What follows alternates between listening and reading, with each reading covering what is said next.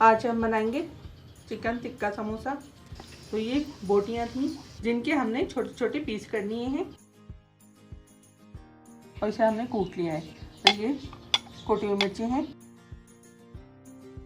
गरम मसाला है, हसबे जायका नमक डाल देंगे हम इसमें। ये जर्दी का कलर है थोड़ा सा, और ये है दही 1 चम्मच। 1 चम्मच हमने ऑयल डाला है। अब हम इसे 10 मिनट के लिए ढक देंगे। चिकन गल चुकी है, अब हम इसे फ्राई कर लेंगे, खुश्क करेंगे बिल्कुल। चिकन ड्राई हो चुकी है, अब हम इसे ठंडा करने के लिए रख देंगे।